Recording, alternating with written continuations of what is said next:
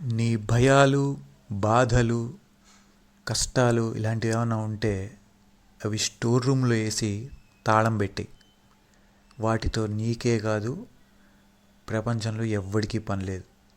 అవి ఎవరికి ఉపయోగపడవు. ప్రపంచం ఎవరితో ఉంటుందంటే డబ్బున్నవాడితో ఉంటుంది. డబ్బున్నవాడు ఏది చెప్తే అది, ధైర్యవంతుడు ఏది చెప్తే అది. నీ దగ్గర డబ్బులు లేవన్నావు అనుకో, నీకు భయపడరు. నువ్వెప్పుడు ఓడిపోయిందే లేదని, ఓటమంటే తెలీదని ప్రజల ముందు ఆ రేంజ్లో బిల్డప్ ఇవ్వు. లేకపోతే అందరూ నిన్ను తీసి పక్కన పెట్టేస్తారు.